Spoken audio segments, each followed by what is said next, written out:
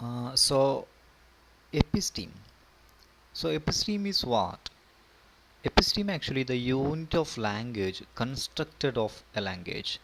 ഒരു ഭാഷയുടെ ഏറ്റവും ചെറിയ പോയിന്റ്, ആ പോയിന്റിലൂടെയായിരിക്കും ആ ഭാഷ പടുത്തുയർത്തപ്പെടുന്നത്. ഇപ്പോൾ നമുക്ക് നോക്കിയാൽ മനസ്സിലാവും. ഇപ്പോൾ എന്തെങ്കിലും ഒരു ഒബ്ജക്റ്റ്, ഒരു ലേഡർ എടുക്കാം, ഒരു ഏണി, ഒരു ലാഡർ എടുക്കാം.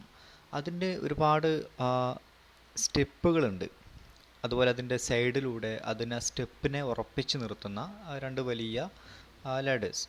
സോ ഇതെല്ലാം ഉണ്ടാക്കിയിരിക്കുന്നത് ഒരു സിംഗിൾ പോയിൻ്റ് കൊണ്ടേക്കാരം. ഐ മീൻ ഇപ്പോൾ അലുമിനിയം അല്ലെങ്കിൽ ഫാബ്രിക്കേഷൻ ബേസ് ചെയ്തിട്ടുള്ള ലേഡർ ആണെങ്കിൽ അതിൻ്റെ മെറ്റീരിയൽ കൊണ്ടായിരിക്കും.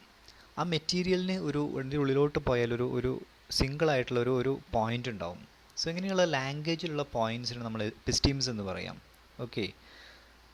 സോ നമുക്കൊരു കാര്യം പഠിക്കാൻ വേണ്ടിയിട്ട് നമുക്ക് നോളജ് വേണം. അപ്പോൾ നോളജ് വേണമെന്നുണ്ടെങ്കിൽ നമുക്ക് ഭാഷയിലൂടെ മാത്രമേ ഒരു പുതിയ കാര്യം പഠിക്കാൻ വേണ്ടി പറ്റുള്ളൂ. അതുകൊണ്ട് ഫെർഡിനാൻഡ് ഡി സസൂർ പറയുന്നു, ലാംഗ്വേജ് ഡിറ്റർമൈൻസ് തോട്ട്. നമ്മളുടെ ചിന്തകളെ തീരുമാനിക്കുന്നത്, അല്ലെങ്കിൽ നമ്മളുടെ ചിന്തകളെ ഏത് ഗതിയിലോട്ടേക്കാണ് കൊണ്ടുപോകേണ്ടതെന്ന് തീരുമാനിക്കുന്നത് ഭാഷയാണ്. ഐ മീൻ ലാംഗ്വേജ് ആണ്. അതുകൊണ്ട് ലാംഗ്വേജ് ആണ് ഏറ്റവും ഇമ്പോർട്ടൻ്റ് ആയിട്ടുള്ള കാര്യമെന്നാണ് ഫെർഡിനാൻഡ് ടി സസൂറെ പറയുന്നത്. അദ്ദേഹം പറയുന്നു, ഒരു കുട്ടി വളർന്നു വരുന്ന സമയത്ത് ഫാദർ എന്ന് വിളിക്കുന്നു, മദർ എന്ന് വിളിക്കുന്നു, അല്ലെങ്കിൽ അച്ഛ, അമ്മ എന്നൊക്കെ വിളിക്കുന്നു. സോ വിളിക്കാൻ വേണ്ടിയിട്ട് അവിടെ ഒരു ലാംഗ്വേജ് ഉണ്ടായതുകൊണ്ടാണ് ആ ഒരു ഫീൽ കുട്ടിക്ക് കിട്ടുന്നത്. അല്ലെങ്കിൽ നമുക്ക് ഇതെൻ്റെ അനിയനാണ്, ഇതെൻ്റെ ഏട്ടനാണ്. അപ്പോൾ ഏട്ടൻ എന്ന് പറയുമ്പോൾ ഉള്ള ക്വാളിറ്റീസ്, അനിയൻ എന്ന് പറയുമ്പോൾ നമുക്ക് തോന്നുന്ന ആ ഒരു വാത്സല്യം, സോ എല്ലാം ഇൻക്ലൂഡ് ആയിട്ടിരിക്കുന്നത് ലാംഗ്വേജിലാണ്, ഭാഷയിലാണ്. So if there is no a language in this world, we won't be able to feel anything. നമ്മളൊന്നും ഫീൽ ചെയ്യാനുള്ളൊരു അവസ്ഥയിലായിരിക്കില്ല. ഐ മീൻ നമുക്കൊന്നും ഫീൽ ചെയ്യാൻ കഴിയില്ല. ഭാഷയിലൂടെയാണ് മനുഷ്യൻ ആസ്വദിക്കുന്നതും, മനുഷ്യൻ പേടിക്കുന്നതും, മനുഷ്യന് പുതിയ കാര്യങ്ങൾ അറിയുന്നതും, മനുഷ്യൻ പരസ്പരം സങ്കടങ്ങൾ വെക്കുന്നതും എല്ലാം ഭാഷയിലൂടെയാണ്. ഓക്കെ.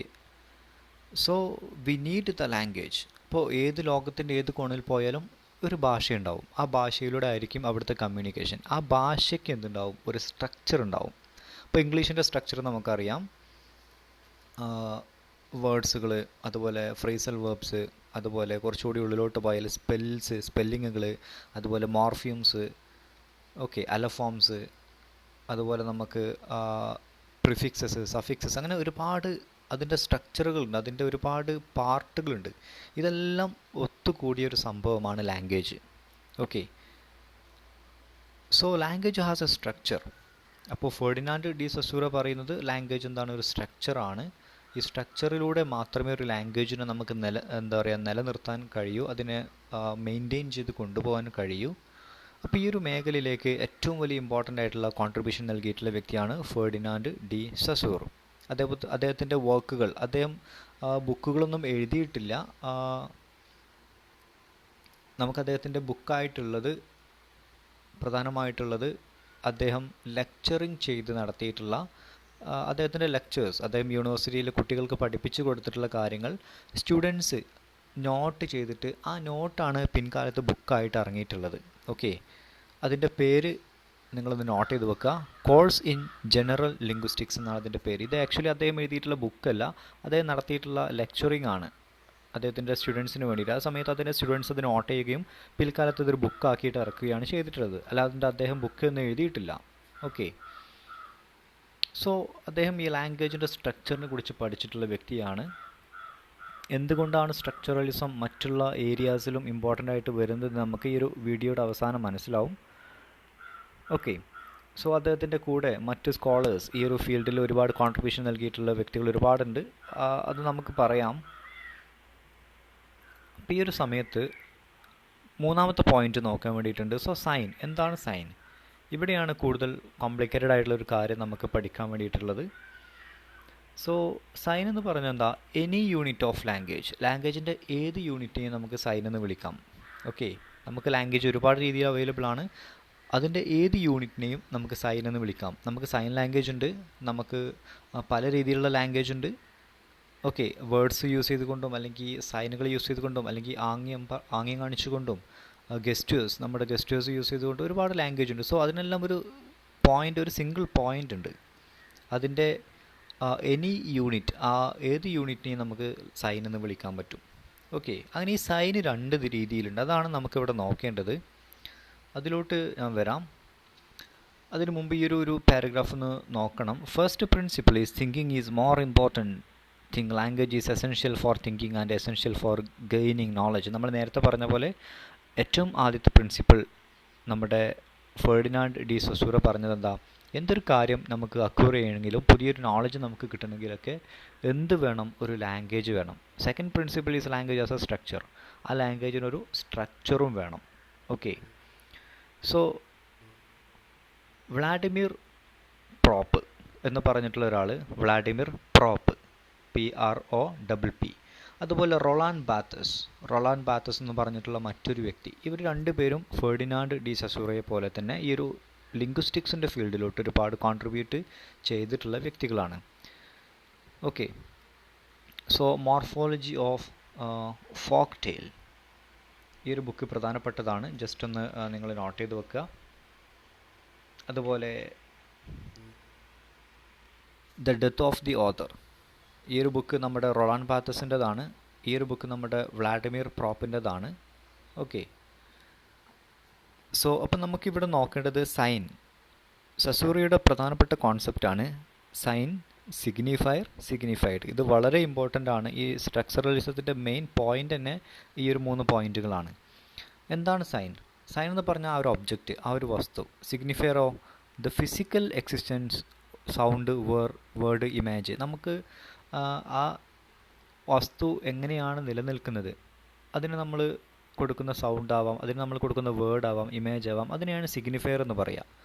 സിഗ്നിഫൈഡോ ദ മെൻ്റൽ കോൺസെപ്റ്റ്, നമ്മുടെ മനസ്സിലുള്ള ആ വസ്തുവിൻ്റെ രൂപത്തെയാണ് സിഗ്നിഫൈഡ് എന്ന് പറയുന്നത്. ഓക്കെ, സോ ഒരു ട്രീ എന്നുള്ള പേരെന്താണ്? സിഗ്നിഫയർ ആണ്, വേർഡാണ്. അല്ലെങ്കിൽ ട്രീ എന്നുള്ള ആ ഒരു പിക്ചർ എന്താണ്? അത് സിഗ്നിഫയർ ആണ്. പക്ഷേ നമ്മുടെ മൈൻഡിൽ ഉള്ള ആ ട്രീ അതെന്താണ്? സിഗ്നിഫൈഡ് ആണ്. ഓക്കെ, അതാണ് ഇമ്പോർട്ടൻ്റ്. അതാണ് നമുക്കിവിടെ നോക്കേണ്ടത്. ഈ ഒരു 3 കാര്യങ്ങൾ വളരെ ഇമ്പോർട്ടൻ്റ് ആണ്. Signified, signifier and sign. Okay, so സൊസൂറയുടെ പ്രധാനപ്പെട്ട മറ്റുള്ള പോയിൻറ്റ്സ് പറയാം. ഒന്ന് പരോളാണ്. പരോൾ, അതുപോലെ ലാംഗ്യൂ. രണ്ട് പോയിൻ്റ് ഉണ്ട്, പരോൾ, ലാംഗ്യൂ. ഇതിലോട്ട് നമ്മളിപ്പോൾ വരണ്ട, നമ്മൾ ഭാവിയിലോട്ട് വരാം. ഓക്കെ, അടുത്ത ക്ലാസ്സുകളിലോട്ടൊക്കെ ഇങ്ങോട്ടേക്ക് വരാം. ഇപ്പോൾ ജസ്റ്റ് ഒരു ബേസിക് തരുന്നേ ഉള്ളൂ, നിങ്ങൾക്കൊന്ന് ടച്ച് ചെയ്യാൻ വേണ്ടിയിട്ട് പറയുന്നേ ഉള്ളൂ. Then paradigmatic and syntagmatic axes. സൊസൂറയുടെ മറ്റൊരു തിയറിയാണ് പാരഡിഗ്മാറ്റിക് ആൻഡ് സിൻഡഗ്മാറ്റിക് ആക്സസ്. ഈ ഒരു വേർഡ് കേൾക്കുന്ന സമയത്ത് തന്നെ ഈ ഒരു വ്യക്തിയെ, ഫെർഡിനാൻഡ് ഡി സൊസൂറയെ നിങ്ങൾക്ക് ഓർമ്മ വരണം. അതുപോലെ സിങ്ക്രോണി വിയസ് ഡെക്രോണി. ഓക്കെ, സോ നമ്മൾ പറഞ്ഞു സൈൻ, സിഗ്നിഫൈഡ്, സിഗ്നിഫയർ. നമ്മളൊരു ഡോഗ് എന്നുള്ള വേർഡ്, ആ വേർഡാണ് എന്ത്? സിഗ്നിഫയർ. ശരിക്കും മനസ്സിലാക്കുക, ആ വേർഡാണ് സിഗ്നിഫയർ. ഡോഗ് എന്നുള്ളത് ഇപ്പോൾ അറബിക്കിൽ ഒരു വേർഡ് ഉണ്ടാവും, അതെന്താണ്? സിഗ്നിഫയർ ആണ്. ഇംഗ്ലീഷിലൊരു വേർഡ് ഉണ്ടാവും, ആ വേർഡ് സിഗ്നിഫയർ ആണ്. മലയാളത്തിലൊരു വേർഡ് ഉണ്ടാവും, ആ വേർഡ് സിഗ്നിഫയർ ആണ്. പക്ഷേ നമ്മുടെ മൈൻഡിൽ നമ്മൾ കാണുന്ന പിക്ചർ, ചില ആളുകൾ ഡോഗിനെ കാണുന്നത് നല്ലൊരു പഞ്ഞിക്കെട്ടൊക്കെയുള്ള അങ്ങനത്തെ ഡോഗാവാം. ചില ആളുകൾ ഡോഗ് എന്ന് പറയുമ്പോൾ തന്നെ അവരുടെ മൈൻഡിലോട്ട് വരുന്നത് ഈ ഒരു ഹച്ചിൻ്റെ പരസ്യത്തിലൊക്കെയുള്ള ഈ ഒരു ഡോഗാവാം. ചില ആളുകൾ ഡോഗിനെ കാണുന്ന സമയത്ത് അവരുടെ വീട്ടിൽ വളർത്തുന്ന, അല്ലെങ്കിൽ ചില ആളുകൾ തെരുവ് പട്ടിയായിരിക്കാം. സോ ആ ഒരു മൈൻഡിൽ വരുന്ന കാര്യമാണ് സിഗ്നിഫൈഡ്. ശരിക്കും മനസ്സിലാക്കണം, സിഗ്നിഫയർ എന്നുള്ളത് ആ ഒരു വേർഡും സിഗ്നിഫൈഡ് എന്നുള്ളത് ഓരോരോ വ്യക്തികൾക്കും ഡിഫറെൻ്റ് ആണ്. സിഗ്നിഫൈഡ് കാരണം ഓരോരോ വ്യക്തികളുടെയും മൈൻഡിലുള്ള പിക്ചർ ഡിഫറെൻ്റ് ആണ്. ഓക്കെ, അപ്പോൾ ഈ ഒരു പോയിന്റ് നിങ്ങൾ ശരിക്കും മനസ്സിലാക്കണം. സോ സൈൻ അതിന് രണ്ടാക്കിയിട്ട് മാറ്റിയിട്ടുണ്ട്, സിഗ്നിഫൈഡും സിഗ്നിഫയറും. ഓക്കെ, അപ്പോൾ അത് ജസ്റ്റ് ഒന്ന് മനസ്സിലാക്കി വെക്കുക. Signifier is more important. അപ്പോൾ നമുക്കിവിടെ ഏറ്റവും ഇമ്പോർട്ടൻ്റ് എന്താണ്? സിഗ്നിഫയർ ആണ്, അതായത് ആ വേർഡാണ്. കാരണം എന്താ? ആ വേർഡ് ഒരിക്കലും മാറുന്നില്ല. സിഗ്നിഫൈഡ് മാറുന്നുണ്ട്. സിഗ്നിഫൈഡ് എന്ന് പറഞ്ഞാൽ ആളുകളുടെ മൈൻഡിലുള്ള ആ മെൻ്റൽ പിക്ചർ, അത് ആളുകളുടെ ബ്രെയിൻ അനുസരിച്ച് ഒരു വ്യക്തി കാണുന്നതല്ല മറ്റൊരു വ്യക്തി കാണുന്നത്. സോ അതിന് മാറുന്നുണ്ട്. പക്ഷേ ഈ സിഗ്നിഫയർ മാറുന്നില്ല. അതുകൊണ്ടാണ് signifier more important than signified എന്ന് സൊസൂറ പറയുന്നത്. Okay, logos. ഈ ലോഗോസ് എന്നുള്ളത് നമ്മുടെ അരിസ്റ്റോട്ടിലിയൻ കോൺസെപ്റ്റാണ്. അരിസ്റ്റോട്ടിലിൻ്റെ ഒരു കോൺസെപ്റ്റാണ് ലോഗോസ് എന്നുള്ളത്. ആക്ച്വലി ലോഗോസ് എന്ന് പറയുന്നത് എന്താ, ഇത് വേർഡിനാണ് ഇമ്പോർട്ടൻ്റ് എന്നാണ് അരിസ്റ്റോട്ടിലും പറയുന്നത്. ഓക്കെ, പണ്ട് കാലത്ത് അരിസ്റ്റോട്ടിൽ പറഞ്ഞിട്ടുള്ള കാര്യം മറ്റൊരു രീതിയിലൂടെ ഫെർഡിനാൻഡ് ഡി സസൂർ അവതരിപ്പിക്കുകയാണ്. സോ ലോഗോസ് എന്നുള്ളത് അരിസ്റ്റോട്ടിലിൻ്റെ ഒരു വേർഡാണ്. അത് ജസ്റ്റ് മനസ്സിലാക്കി വെച്ചാൽ മതി, ജസ്റ്റ് ഓർത്ത് വെച്ചാൽ മതി ലോഗോസ് എന്നുള്ളത് കാണുന്ന സമയത്ത്. സോ ഇവിടെ ഒരു ഹിന്ദി വേർഡ് കാണാം, ശബ്ദബ്രഹ്മേ. ഓക്കെ, ശബ്ദബ്രഹ്മേ എന്നാണത് റീഡ് ചെയ്യുന്നത്. സോ ഇതെന്താ സംഭവം, ഇതൊരു വേർഡാണ്. സോ ഈ വേർഡിനാണ് നമ്മൾ ഇമ്പോർട്ടൻ്റ് കൊടുക്കുന്നത്. ഓക്കെ, ഇപ്പോൾ അരിസ്റ്റോട്ടലിൻ്റെ ലോഗോസ് ആണെങ്കിലും ഇപ്പോൾ ഈ ഒരു വേർഡ് ആണെങ്കിലും നമ്മൾ ഏത് തരത്തിലുള്ള വേർഡ് ആണെങ്കിലും വേർഡിനാണ് നമ്മൾ ഇമ്പോർട്ടൻ്റ് കൊടുക്കുന്നത്. ഐ മീൻ നമ്മൾ സിഗ്നിഫയറിനാണ് ഇമ്പോർട്ടൻ്റ് കൊടുക്കുന്നത്. സിഗ്നിഫയറിനാണ് ഇമ്പോർട്ടൻ്റ് കൊടുത്തിരിക്കേണ്ടത്. ആ സിഗ്നിഫയർ എന്ന് പറഞ്ഞാൽ the word or the sound, എന്നാൽ signified of mental concept of a person. Okay, ഇപ്പോൾ ശബ്ദബ്രഹ്മി എന്ന് പറയുന്ന സംസ്കൃതത്തിലുള്ള ആ ഒരു തിയറി, സംസ്കൃതത്തിലുള്ള ആ ഒരു സിദ്ധാന്തവും എന്തുതന്നെയാണ്, ശബ്ദബ്രഹ്മേ, ശബ്ദത്തിനാണ് ഇമ്പോർട്ടൻ്റ് കൊടുക്കേണ്ടത്. ഐ മീൻ സിഗ്നിഫയറിനാണ് ഇമ്പോർട്ടൻ്റ് കൊടുക്കേണ്ടത്. അതുതന്നെയാണ് അരിസ്റ്റോട്ടിലും പറയുന്നത്, ലോഗോസിനാണ് ഇമ്പോർട്ടൻ്റ് കൊടുക്കേണ്ടത്. അതുതന്നെയാണ് സസൂറ പറയുന്നത്, സിഗ്നിഫയറിനാണ് ഇമ്പോർട്ടൻ്റ് കൊടുക്കേണ്ടത്. ഓക്കെ, സിഗ്നിഫൈഡ് എന്ന് പറഞ്ഞാൽ ആ ഒരു ആളുകളുടെ മെൻ്റൽ പിക്ചറാണത് മാറാം. അപ്പോൾ സ്ട്രക്ചറലിസത്തിൽ സിഗ്നിഫയർ ആണ് ഏറ്റവും കൂടുതൽ പ്രാധാന്യം അർഹിക്കുന്നത്, മനസ്സിലാക്കുക. And you can see the word awful എന്നുള്ള ഈ ഒരു വേർഡ്, ഈ വേർഡിന് ഇപ്പോൾ എന്ത് സംഭവിച്ചു, ഈ വേർഡിൻ്റെ പണ്ട് കാലത്തും ഇപ്പോഴുള്ള മീനിങ്ങും നോക്കുക, സംതിങ് റിയലി ബാഡ്. ഓക്കെ, ഈ ഒരു വേർഡ് ഓഫുൾ എന്നുള്ള വേർഡ് പണ്ട് കാലത്ത് ഇതിൻ്റെ പേര് എന്തായിരുന്നു, പണ്ട് കാലത്ത് something awful or something respectful എന്നായിരുന്നു. പക്ഷേ ഇപ്പോൾ ഈ ഒരു കുറച്ച് കാലമായിട്ട് ഓഫുൾ എന്ന് പറഞ്ഞാൽ സംതിങ് റിയലി ബാഡ് എന്നുള്ളൊരു വേർഡിലോട്ട് മാറിയിട്ടുണ്ട്. സോ ആ വേർഡ് സെയിം ആണ്, സ്പെല്ല് സെയിം ആണ്, ആ വേർഡ് സെയിം ആണ്. പക്ഷേ എന്ത് മാറി, അതിൻ്റെ സിഗ്നിഫൈഡ് മാറി, അതിന് ആ വേർഡിന് ആൾക്കാർ കൊടുക്കുന്ന മെൻ്റൽ പിക്ചർ മാറി. അതാണ് പറയാൻ കാരണം, സിഗ്നിഫൈഡ് അല്ല ഇമ്പോർട്ടൻറ്റ്, സിഗ്നിഫയർ ആണ് ഇമ്പോർട്ടൻറ്റ്. 1600കളിൽ ദ വേർഡ് റിമൈൻ സെയിം. 1600കളിൽ ഈ ഒരു ഓഫുൾ എന്നുള്ള വേർഡ് എന്താണ്, ഓഫുൾ തന്നെയാണ്. പക്ഷേ 2020ലും ഓഫുൾ എന്നുള്ള വേർഡ് ഓഫുൾ തന്നെയാണ്. പക്ഷേ 1600കളിൽ ഓഫുൾ എന്നുള്ള വേർഡ് എന്താണ്, മറ്റൊരു മീനിങ് ആണ്. പക്ഷേ 2020 ആയപ്പോൾ അതിൻ്റെ മീനിങ് മാറി. സോ കോൺസെപ്റ്റ് ചേഞ്ച് ആവുന്നു, അതായത് സിഗ്നിഫൈഡ് ചേഞ്ച് ആവുന്നു, മനുഷ്യൻ്റെ മൈൻഡിലുള്ള ആ ഒരു ഇമേജ്, ആ പിക്ചർ ചേഞ്ച് ആവുന്നു. എന്നാൽ സിഗ്നിഫയർ സെയിം ആണ്, ആ ഒരു വേർഡ് സെയിം ആണ്. ഓക്കെ, ഈ ഒരു പോയിൻ്റാണ് സ്ട്രക്ചറലിസത്തിൻ്റെ ഏറ്റവും ബേസ് ആയിട്ടുള്ള, ഏറ്റവും ഇമ്പോർട്ടൻ്റ് ആയിട്ടുള്ള പോയിൻ്റ്, ഏറ്റവും ഇമ്പോർട്ടൻ്റ് ആയിട്ടുള്ള ഭാഗവും ഈ സൈൻ, സിഗ്നിഫയർ, സിഗ്നിഫൈഡ് എന്നുള്ള ഈ ഒരു കാര്യങ്ങളാണ്. അപ്പോൾ അത് എന്തായാലും മനസ്സിലാക്കി വെക്കുക, അത് ഒരിക്കലും തെറ്റിപ്പോകരുത്. So I'm showing a religious picture. So ഇവിടെ ഒരു ഇസ്ലാം റിലീജിയനെ റെപ്രസെൻ്റ് ചെയ്യുന്ന ഒരു picture, and you can see a picture that represents the Hindu religion as well as another picture which represents Christianity, Jesus Christ. So ഇവിടെ സംഭവിക്കുന്നത് എന്താ, God എന്നുള്ള word, ദൈവം. സോ അത് ഇസ്ലാമിന് വേറെ കൺസെപ്റ്റാണ്, ഹിന്ദുയിസം അല്ലെങ്കിൽ ഈ ഹിന്ദു കൾച്ചറിൽ അത് വേറെ കോൺസെപ്റ്റാണ്. അവർക്ക് ഗോഡെന്ന് പറഞ്ഞാൽ അവരുടെ മൈൻഡിൽ വരുന്ന പിക്ചർ വേറെയാണ്. മുസ്ലിംസിന് ഗോഡെന്ന് പറയുമ്പോൾ അവരുടെ മൈൻഡിൽ വരുന്ന പിക്ചർ വേറെയാണ്, അവരുടെ മൈൻഡിൽ വരുന്ന കാര്യങ്ങൾ വേറെയാണ്. ക്രിസ്ത്യൻസിന് ഗോഡെന്ന് പറയുന്ന സമയത്ത് അവരുടെ മൈൻഡിൽ വരുന്ന പിക്ചർ വേറെയാണ്, ജീസസ് ക്രൈസ്റ്റ് ആണ്. സോ ഗോഡ് എന്നുള്ള വേർഡ് എന്താണ്, സിഗ്നിഫയർ ആണ്. ഈ പിക്ചറുകൾ എന്താണ്, സിഗ്നിഫൈഡ് ആണ്. അത് മനസ്സിലാക്കി വെക്കുക, അത് മനസ്സിലാക്കാൻ വേണ്ടിയിട്ടാണ് ഈ ഒരു പോയിൻ്റ് ഇവിടെ കൊണ്ടുവന്നത്. So signifier is very important in language. കണ്ടോ, ലാംഗ്വേജിൽ ഗോഡ് എന്നുള്ള വേർഡ് എല്ലാവർക്കും സെയിം ആണ്, GOD എന്നാണ്. പക്ഷേ എല്ലാവർക്കും അതിൻ്റെ ഇമേജസ് മാറ്റമുണ്ട് മൈൻഡിൽ. ഇതാണ് സ്ട്രക്ചറലിസത്തിൻ്റെ ബേസായിട്ട് ഫെർഡിനാൻഡ് ഡി സസൂറെ പറയുന്നത്. അപ്പോൾ അദ്ദേഹം പറയുന്ന മറ്റൊരു പോയിൻ്റ് എന്താണ്, ബൈനറി ഒപ്പോസിഷനാണ്. നമ്മൾ നേരത്തെ പറഞ്ഞു ഒരു 4 പോയിന്റിലുള്ള ഒരു പോയിൻ്റാണ് ബൈനറി ഒപ്പോസിഷൻ. എന്താണ് ബൈനറി ഒപ്പോസിഷൻ? നമുക്കൊരു ഓപ്പോസിറ്റ് ഒരു കാര്യം ഉണ്ടെങ്കിൽ മാത്രമേ ഒരു കാര്യം നിലനിൽക്കുന്നുണ്ടെന്ന് പറയാൻ പറ്റുള്ളൂ. ഐ മീൻ ഈ ഒരു ഫോട്ടോ കണ്ടാൽ മനസ്സിലാവും, ഇതിലെന്താണ്, ഡാർക്ക്നെസ് ഉണ്ട്, ലൈറ്റ്നെസ് ഉണ്ട്. So dark is not light. നമുക്ക് ഇരുട്ട് എന്നുള്ള അവസ്ഥ എന്താണ്, ലൈറ്റ് ഇല്ലാത്ത, വെളിച്ചമില്ലാത്ത അവസ്ഥയാണ് ഇരുട്ട് എന്ന് പറയാൻ പറ്റും. അപ്പോൾ ഇരുട്ട് ഉണ്ടാവണമെങ്കിൽ എന്താണ്, വെളിച്ചം അവിടെ വേണം. ഐ മീൻ വെളിച്ചം നമുക്ക് ഓൾറെഡി അനുഭവിക്കണം.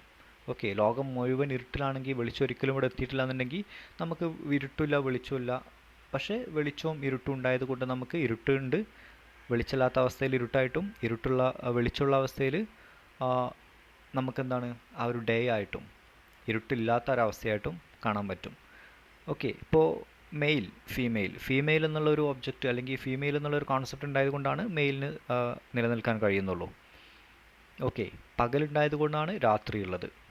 ഓക്കെ, വെളുപ്പുള്ളത് കൊണ്ടാണ് കറുപ്പുള്ളത്. സോ ഈ ഒരു കാര്യമാണ് ബൈനറി ഒപ്പോസിഷൻ. ഇതും നമ്മുടെ ഫെർഡിനാൻഡ് ഡി സസൂറെ പറഞ്ഞിട്ടുള്ളൊരു പോയിൻ്റാണ്, ഓർത്തു വെക്കുക. ഓക്കെ, ഇപ്പോൾ തടി ഉള്ളത് കൊണ്ടാണ് തടി എന്ന് പറഞ്ഞാൽ ഫാറ്റായിട്ടുള്ളതെന്ന് പറഞ്ഞാൽ എന്താണ്? ഫാറ്റായിട്ടുള്ളൊരു ഒബ്ജക്റ്റ് അല്ലെങ്കിൽ ഫാറ്റായിട്ടുള്ളൊരു വ്യക്തി എന്ന് പറഞ്ഞാൽ എന്താണ്? അദ്ദേഹം തടിയുണ്ടെന്ന് പറഞ്ഞാൽ എന്താണ്? അദ്ദേഹം തിന്നല്ല. അവിടെ വേറൊരു കാര്യം വേണം നമുക്ക്. അദ്ദേഹം തിന്നാണെന്ന് പറയുകയാണെങ്കിൽ നമുക്ക് എന്താണ്? അദ്ദേഹം തടിയനല്ല. അപ്പോൾ നമുക്ക് വേറൊരു കാര്യം അവിടെ വേണം. സോ ഈ രണ്ട് തമ്മിലുള്ള ഒപ്പോസിഷനെയാണ് നമ്മൾ ബൈനറി ഒപ്പോസിഷൻ എന്ന് വിളിക്കുന്നത്. ഓക്കെ, ഏത് ഫീൽഡിൽ നിങ്ങൾക്ക് ഈ ഒരു കാര്യം കാണാൻ പറ്റും, ബൈനറി ഒപ്പോസിഷൻ കാണാൻ പറ്റും. ഓക്കെ, ഇനി സ്ട്രക്ചറലിസത്തിൻ്റെ കുറച്ച് നോട്ടിലോട്ട് വരാം. ഇതുവരെ ആ കോൺസെപ്റ്റ് പറയാൻ വേണ്ടിയിട്ടാണ് ഞാൻ കുറച്ച് കാര്യങ്ങൾ പറഞ്ഞത്. So let's come to the not.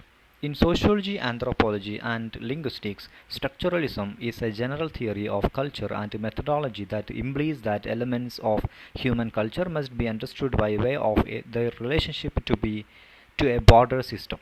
അപ്പോൾ മനുഷ്യൻ്റെ എല്ലാ കൾച്ചറുകളും സോഷ്യോളജിയിലും ആന്ത്രോപോളജിയിലും ലിംഗ്വിസ്റ്റിക്സിലും ഇതിൽ മൂന്നിലും സ്ട്രക്ചറലിസം എന്ന് പറഞ്ഞാൽ എന്താ?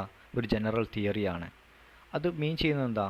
നമ്മുടെ നിലനിൽക്കുന്ന എന്ത് സംഭവമാണെങ്കിലും, ഒരു കൾച്ചറാണെങ്കിലും, ഇപ്പോൾ ഏത് സബ്ജക്റ്റ് ആണെങ്കിലും, ഇപ്പോൾ മാത്സ് ആവാം, സയൻസ് ആവാം, കെമിസ്ട്രി ആവാം, ബയോളജി ആവാം, എല്ലാ സബ്ജക്റ്റിനും അതിൻ്റേതായിട്ടുള്ള സ്ട്രക്ചർ ഉണ്ട്. ഓക്കെ, അപ്പോൾ it works uncover the structure that underlines all the things that humans do, think, perceive and feel. അപ്പോൾ മനുഷ്യൻ ഫീൽ ചെയ്യുന്ന, മനുഷ്യൻ നേടുന്ന, മനുഷ്യൻ ചിന്തിക്കുന്ന, മനുഷ്യൻ ചെയ്യുന്ന എല്ലാ കാര്യങ്ങൾക്കും ഒരു സ്ട്രക്ചറുണ്ട്. ആ സ്ട്രക്ചറിനെ നമ്മുടെ മുമ്പിലോട്ട് അൺകവർ ചെയ്യാണ്, അതിനെ നമ്മുടെ മുമ്പിലോട്ട് ആ കവർ മാറ്റിയിട്ട് നമ്മുടെ മുമ്പിലോട്ട് പ്രദർശിപ്പിക്കുകയാണ് സ്ട്രക്ചറലിസം ചെയ്യുന്നത്. ചുരുക്കി പറഞ്ഞാൽ ഒരു ബുക്ക് നമ്മൾ കാണുന്ന സമയത്ത് അതിൻ്റെ ഉള്ളിലോട്ട് പോയാൽ ഒരുപാട് കാര്യങ്ങളുണ്ട്. സോ അതിൻ്റെ സ്ട്രക്ചറിനെ നമുക്ക് കാണിച്ചു തരുന്നു. വാട്ടർ എന്നുള്ളതിൻ്റെ സ്ട്രക്ചറിനെ നമുക്ക് സ്ട്രക്ചറലിസം കാണിച്ചു തരുന്നു. ഓക്കെ, ഈ സ്ട്രക്ചറലിസം ഏറ്റവും കൂടുതൽ ഇൻഫ്ലുവൻസ് കൊണ്ടിട്ടുള്ളത്, സ്ട്രക്ചറലിസം വരാൻ കാരണമായിട്ടുള്ള പ്രധാനപ്പെട്ട ഒരു കാര്യം, it got inspiration from 19th century chemistry and physics. 19ാം നൂറ്റാണ്ടിൽ ഉയർന്നു വന്നിട്ടുള്ള കെമിസ്ട്രി അതുപോലെ ഫിസിക്സ്, ഈ രണ്ട് സബ്ജക്റ്റിൽ നിന്നുമാണ് സ്ട്രക്ചറലിസം ഏറ്റവും കൂടുതൽ ഇൻഫ്ലുവൻസ് അല്ലെങ്കിൽ സ്വാധീനം ഉൾക്കൊണ്ടിട്ടുള്ളത്. ഓക്കെ, അതുപോലെ തന്നെ അരിസ്റ്റോട്ടിലിൻ്റെ സയൻസും. ഇപ്പോൾ ഈ ഒരു മൂന്ന് കാര്യം ഓർത്തു വെക്കുക. 19ാം നൂറ്റാണ്ടിലുള്ള കെമിസ്ട്രി, ഫിസിക്സ്, 19ാം നൂറ്റാണ്ടിൽ ഉയർന്നു വന്നിട്ടുള്ള ഡെവലപ്പായിട്ടുള്ള കെമിസ്ട്രി, ഫിസിക്സ്, അതുപോലെ അരിസ്റ്റോട്ടലിൻ്റെ കോൺസെപ്റ്റ്. ഈ മൂന്ന് കാര്യത്തു നിന്നുമാണ് സ്ട്രക്ചറലിസം അതിൻ്റെ ഇൻഫ്ലുവൻസ് ഉൾക്കൊണ്ടിട്ടുള്ളത്. ആ മൂന്ന് കാര്യമാണ് ഈ സ്ട്രക്ചറലിസത്തിന് ഉത്ഭവിക്കാൻ അല്ലെങ്കിൽ അതുണ്ടാവാൻ ഫെർഡിനാൻഡ് ഡി സസൂറയൊക്കെ പറയുന്ന പ്രധാനപ്പെട്ട കാരണം. Structuralism in Europe developed in the early 20th century. അപ്പോൾ യൂറോപ്പിലാണ് ഉണ്ടാവുന്നത് സ്ട്രക്ചറലിസം, അവിടെയാണ് ഡെവലപ്പ് ചെയ്ത് വരുന്നത് 20ാം നൂറ്റാണ്ടിൽ. Mainly in France and the Russian empire in the structural linguistics of Ferdinand de Saussure and the subsequent Prague, Moscow and Copenhagen schools of linguistics. അപ്പോൾ Ferdinand de സസൂറയാണ് ഇതിൻ്റെ മെയിനായിട്ടുള്ള വ്യക്തി. നമ്മൾ പറഞ്ഞു ഫൗണ്ടർ ഓഫ് മോഡേൺ ലിംഗ്വിസ്റ്റിക് ആണ് Ferdinand de Saussure. Father of modern linguistics എന്നുള്ളത് Noam ചോംസ്കിയാണ്. അപ്പോൾ ഈ ഫ്രാൻസിലും അതുപോലെ റഷ്യയിലൊക്കെ ആയിട്ടാണ് ഇത് വരുന്നത്. ഇതിൻ്റെ മെയിൻ ആൾ ഫെർഡിനാൻഡ് ഡി സസൂറയാണ്. അതുപോലെ തന്നെ അദ്ദേഹത്തിൻ്റെ പിൻഗാമികളായിട്ടുള്ള പ്രാഗ് എന്ന് പറയുന്നത് സ്കൂളാണ്, പ്രാഗ് സ്കൂൾ, അതുപോലെ മോസ്കോ സ്കൂൾ, അതുപോലെ കോപ്പൻഹാഗൻ സ്കൂൾ. ഈ സ്കൂളുകളിലൊക്കെ എന്താണ് ഈ ലിംഗ്വിസ്റ്റിക് അല്ലെങ്കിൽ ഒരു ഭാഷാശാസ്ത്രം പഠിക്കുന്ന പണ്ഡിതന്മാരാണുള്ളത്. അവരുടെ പേരുകളൊക്കെ നമ്മൾ ഭാവിയിൽ പഠിക്കും. ഓക്കെ, അപ്പോൾ ഈ ഒരു മൂന്ന് സ്കൂളുകളൊക്കെ ഓർത്ത് വെക്കുക. Prague school of linguistics, Moscow school of linguistics, Copenhagen school of linguistics, അതൊക്കെ ഓർത്ത് വെക്കുക. As an intellectual movement, structuralism was initially presumed to be the higher apartment of existentialism. So existentialism എന്നുള്ള ഒരു ഫിലോസഫിക്കൽ ബ്രാഞ്ച് ഉണ്ട്. എന്താണ് existentialism? നമ്മൾ ഈ ഒരു ഭൂമിയിൽ എന്ത് കാര്യവും എക്സിസ്റ്റ് ചെയ്യണമെങ്കിൽ, നിലനിൽക്കണമെങ്കിൽ അതിനൊരു കാരണമുണ്ട്. അതിനെക്കുറിച്ച് പഠിക്കുന്ന ശാസ്ത്രശാഖയാണ് അല്ലെങ്കിൽ ഒരു ഫിലോസഫിക്കൽ ബ്രാഞ്ചാണ് എക്സിസ്റ്റൻഷ്യലിസം. അപ്പോൾ ഈ എക്സിസ്റ്റൻഷ്യലിസം എന്നുള്ള ഫിലോസഫിക്കൽ ബ്രാഞ്ച് ഉണ്ടാവാൻ കാരണം സ്ട്രക്ചറലിസമാണ്. ഓക്കെ, കാരണം സ്ട്രക്ചറലിസം ഫെർഡിനാൻഡ് ഡി സസൂറ ഇൻട്രൊഡ്യൂസ് ചെയ്തതോടുകൂടി എല്ലാവരും സ്ട്രക്ചറലിസത്തെ കുറിച്ച് പഠിക്കാൻ തുടങ്ങി.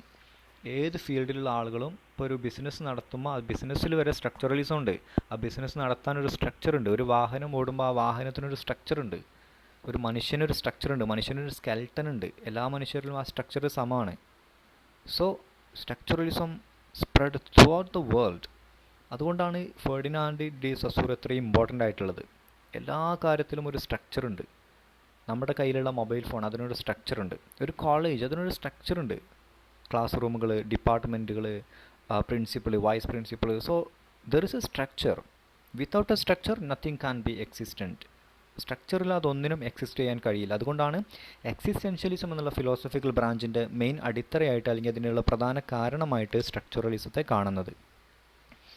In the late 1950s and early 1960s, when structural linguistics came to be challenged by such thinkers as Noam Chomsky and thus faded in importance, an array of scholars in the humanistic borrowed Saussure's concept for use in their respective fields of study.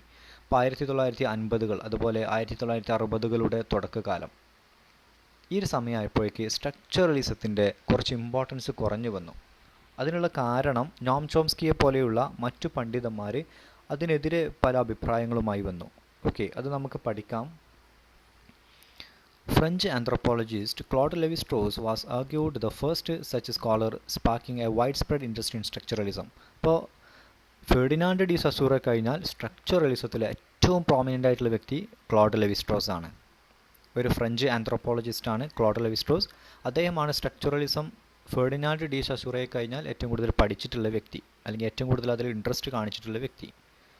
The structuralist mode of reasoning has since been applied in a diverse range of fields including anthropology, sociology, psychology, literary criticism, economics and architecture. Along with Lévi-Strauss, the most prominent thing is associated with the structuralism include. അപ്പോൾ നമ്മൾ നേരത്തെ പറഞ്ഞ പോലെ structuralism എല്ലായിടത്തും സ്പ്രെഡായി, എല്ലായിടത്തും ഇത് apply ചെയ്യാൻ തുടങ്ങി. ലിറ്ററേച്ചറിലും സൈക്കോളജിയിലും എക്കണോമിക്സിലും ആർക്കിടെക്ചറിലും എവിടെ നോക്കിയാലും സ്ട്രക്ചറലിസത്തിൻ്റെ ഒരു ശാഖ നമുക്ക് കാണാൻ തുടങ്ങി. അപ്പോൾ അതിനെല്ലാം കാരണക്കാർ ഈ ഫെർഡിനാൻഡ് ഡി സസൂറയും ഈ ക്ലോഡ് ലെവി-സ്ട്രോസ് ഒക്കെയാണ്. മോസ്റ്റ് പ്രോമിനൻ്റ് തിങ്കേഴ്സാണ് അവർ ഈ ഒരു ഫീൽഡിൽ. അതുപോലെ ലിംഗ്വിസ്റ്റ് റോമൻ ജാക്കബ്സൺ എന്ന് പറഞ്ഞിട്ടുള്ളൊരു വ്യക്തി. റൊമാൻ ജാക്കബ്സൺ, അതുപോലെ സൈക്കോളജിസ്റ്റ് ആയിട്ടുള്ള ജാക്കസ് ലക്കാൻ. ഇവർ രണ്ടുപേരും ലിംഗ്വിസ്റ്റിക്കിൽ റൊമൻ ജാക്കബ്സണും സൈക്കോളജിയിൽ ജാക്കസ് ലക്കാനും, ഇവർ രണ്ടുപേരും സ്ട്രക്ചറലിസം നല്ല രീതിയിൽ ഇംപ്ലിമെൻ്റ് ചെയ്ത് പഠിച്ചു. അല്ലെങ്കിൽ അവർ ഈ സ്ട്രക്ചറലിസത്തെക്കുറിച്ച് പഠിക്കുകയും അത് സൈക്കോളജിയിലും അത് ലാംഗ്വേജിലൊക്കെ കൊണ്ടുവന്ന് അപ്ലൈ ചെയ്തിട്ടുള്ള രണ്ട് വ്യക്തികളാണ് റോമാൻ ജാക്കബ്സണും ജാക്കസ് ലക്കാനും. ഓക്കെ, സോ അപ്പോൾ സ്ട്രക്ചറലിസം എന്നുള്ളത് ഒരു സിംഗിൾ ലൈനിൽ പറയാം: a way of thinking that works to find the basic unit or elements of which anything is made. ഏത് സാധനവും ഉണ്ടാക്കിയിട്ടുള്ളതിൻ്റെ ബേസിക് യൂണിറ്റ് അല്ലെങ്കിൽ ബേസിക് എലമെൻറ്റ് അതെങ്ങനെയാണ് വർക്ക് ചെയ്യുന്നത് എന്ന് നമുക്ക് കിട്ടുന്നത്.